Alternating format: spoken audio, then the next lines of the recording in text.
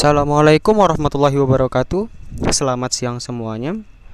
Saya Miftahul Fahrudin selaku moderator dalam presentasi kali ini. Salam kenal semuanya. Yang saya hormati Bapak Hamam selaku dosen mata kuliah psikologi konseling. Dan yang saya cintai yaitu rekan-rekan kelas Y1. Kelompok kami akan membawakan materi nilai keyakinan dan etik dalam konseling.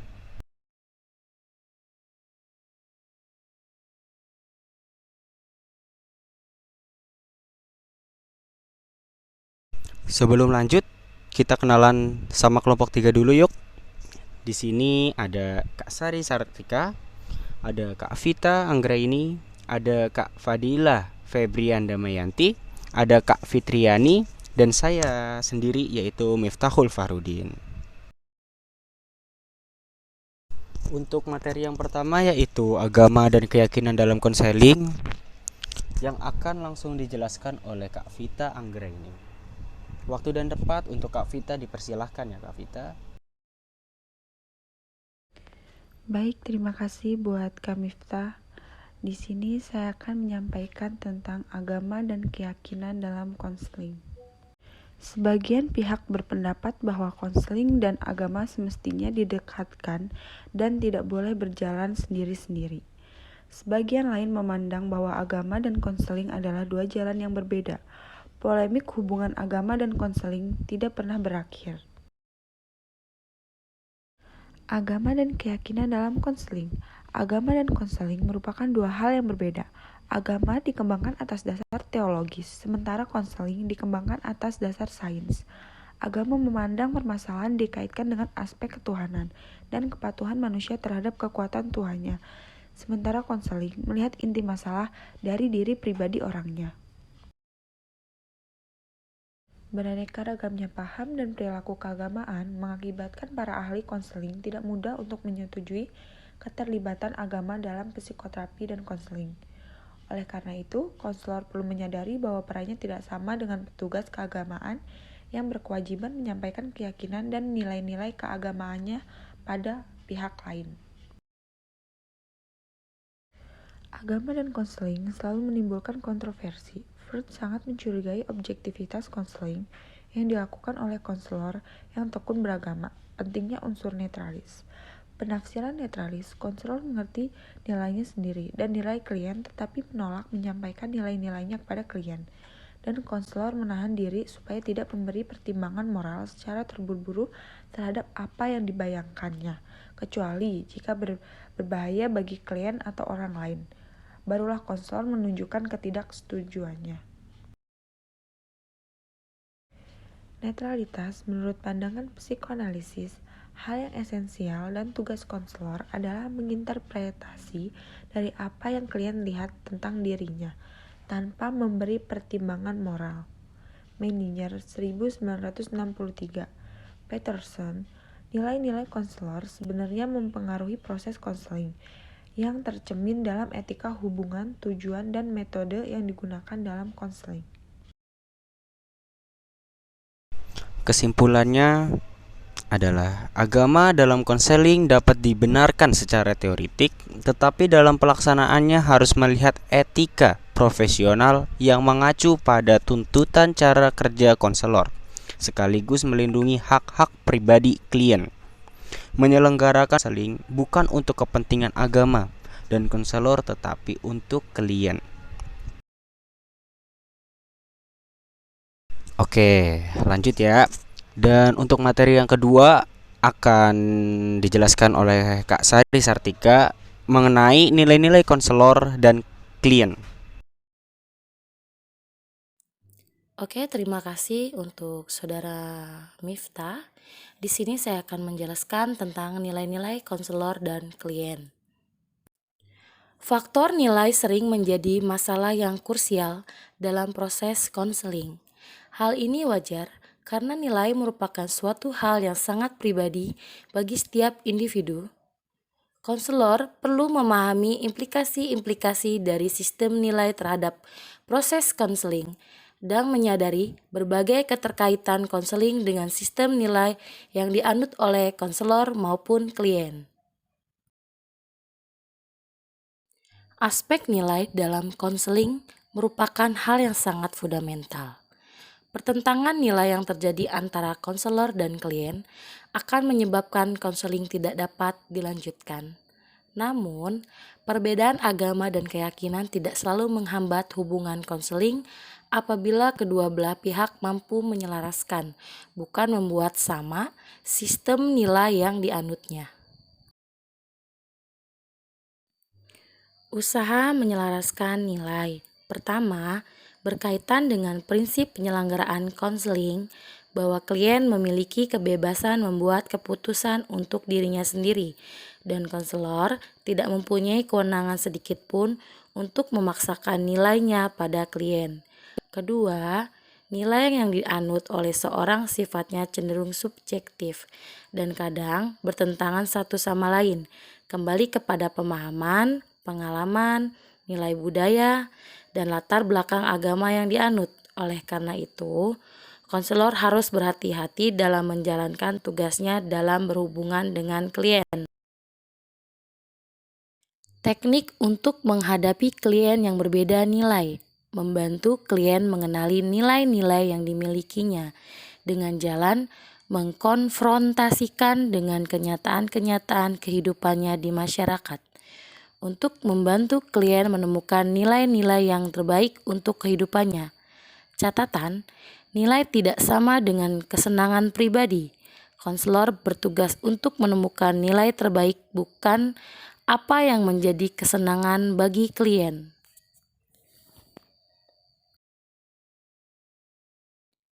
Perilaku dan pribadi konselor. Tingkah laku konselor juga perlu mendapatkan perhatian apabila dikaitkan dengan aspek nilai. Tingkah laku berkaitan misalnya soal sentuhan dengan klien dan jenis kelamin. Konselor perlu memahami nilai-nilai yang dianut oleh klien. Seandainya klien menginginkan konseling dilaksanakan dengan konselor yang sesama jenis. Konselor tidak perlu mempermasalahkan ketika klien menolak untuk berjabat tangan. Konselor harus cepat menyadari bahwa klien memiliki nilai yang berbeda dan secepatnya bersikap toleran.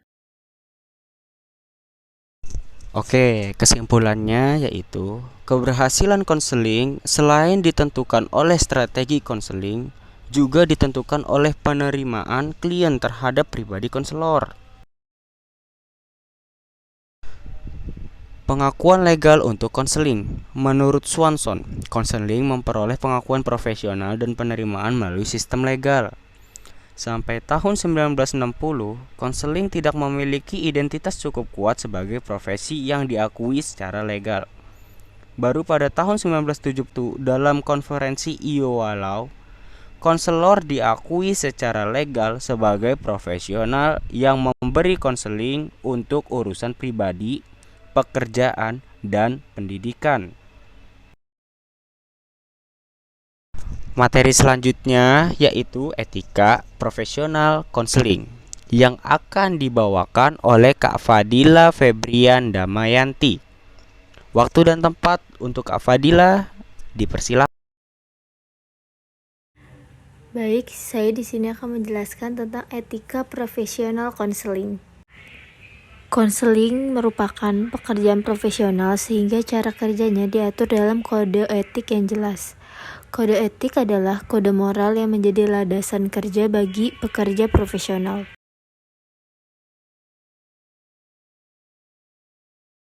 Etik menjadi standar tingkah laku seseorang atau sekelompok orang yang didasarkan atas nilai-nilai yang disepakati, menjadi pedoman dalam menjalankan tugas dan kewajiban profesional dirumuskan dalam kode etik profesi.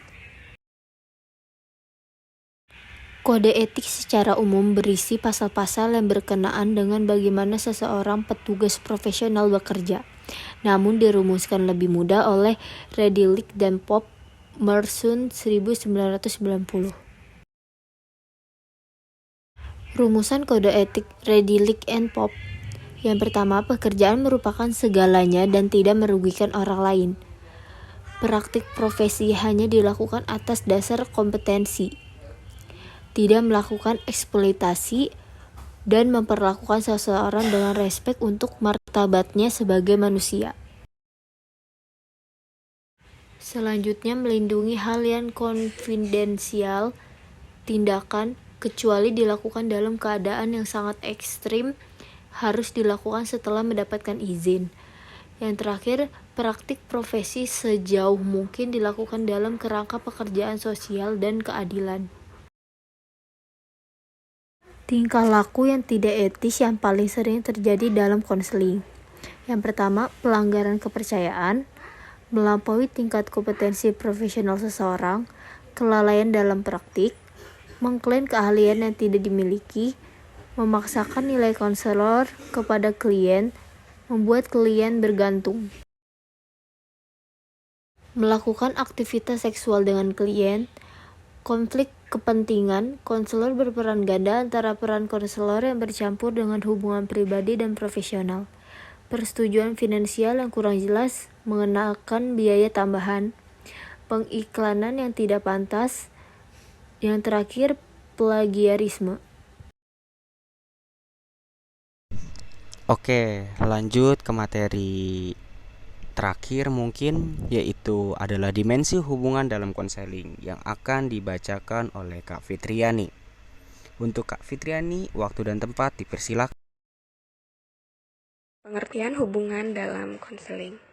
Menurut Papinski, pada tahun 1954, hubungan atau relationship berarti hubungan yang mengacu kepada pengaruh elemen-elemen emosional dari suatu interaksi, di mana hubungan ini didasarkan pada observasi terhadap sikap atau tingkah laku klien.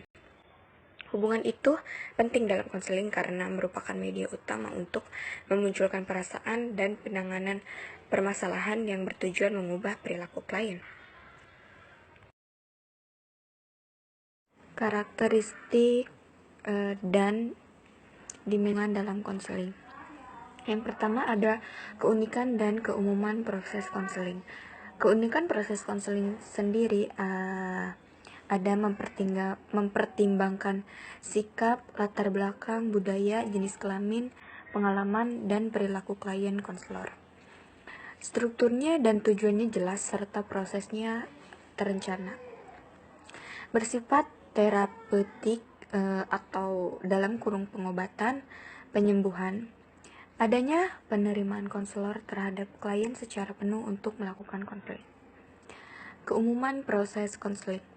Keumuman proses konseling, semua unsur dan karakteristik hubungan yang terdapat dalam situasi hubungan antara manusia, seperti keakraban, interaksi, kesepahaman, dan harapan.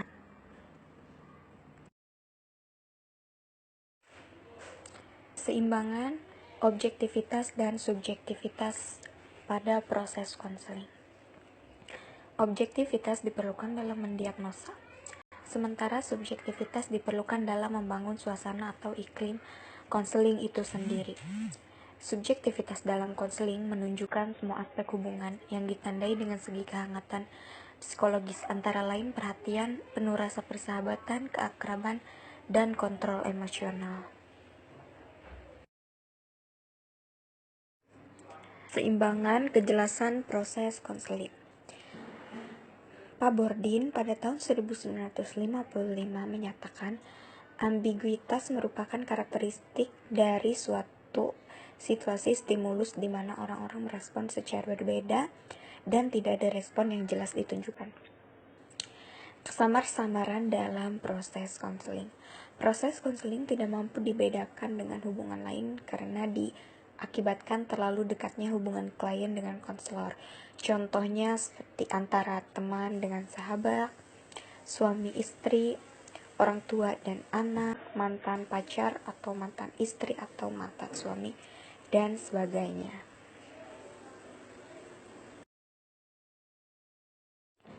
Keseimbangan tanggung jawab dalam proses tanggung jawab atau menerima klien dalam hubungan konseling menyeratkan kesediaan pada akuntabilitas dari konselor untuk memikul beberapa tanggung jawab atas hasil konseling dan beberapa kesediaan untuk berbagi dalam masalah klien.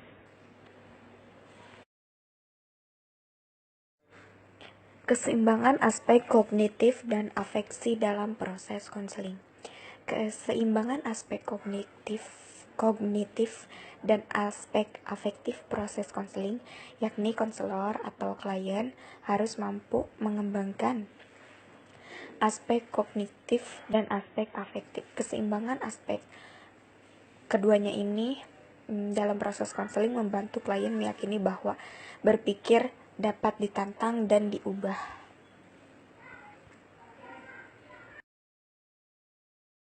Yang keenam ada empatik. Suasana empatik itu seperti penghargaan, kebersamaan, kasih sayang dan kelembutan, kedekatan dan kehangatan, serta komunikasi antara konselor dengan klien. Yang ketujuh ada spontanitas dan kan. Ketika bicara mengenai spontanitas, hal ini merupakan karakteristik dari aktualisasi kepribadian.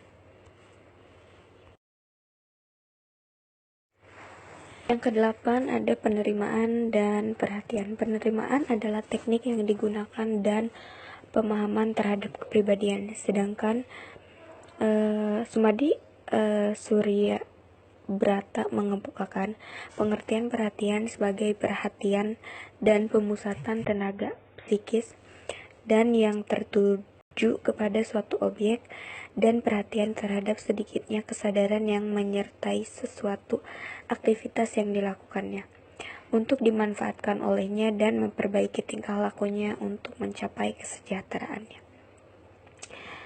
Penerimaan dan perhatian antara lain kondisi atau keadaan klien atau konseling itu sendiri, niat klien atau konseling untuk datang dan bertemu konselor, kesungguhan klien untuk merubah ke kondisi yang lebih. Kehangatan dan pahaman. Kehangatan diperlukan dalam konseling karena dapat mencairkan kebekuan suasana, mengundang untuk berbagi pengalaman emosional, memungkinkan klien menjadi hangat dengan dirinya sendiri. Sedangkan kesepahaman dalam konseling membantu konseling agar memiliki pemahaman terhadap dirinya atau potensinya dan lingkungannya, baik pendidikan, pekerjaan, serta norma agama. Melalui konseling, klien memahami seluk-beluk masalah yang dia alami secara mendalam dan komprehensif, serta positif dan dinamis.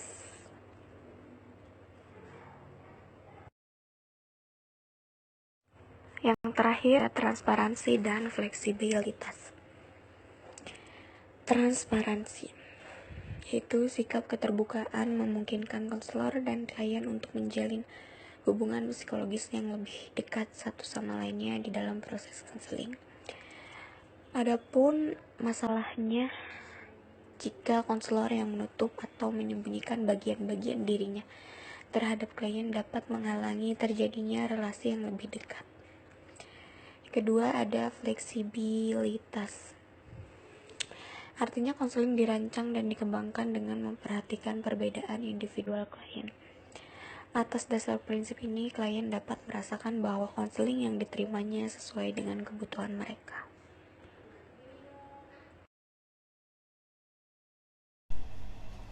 Akhirnya selesai juga ya presentasi dari kelompok 3.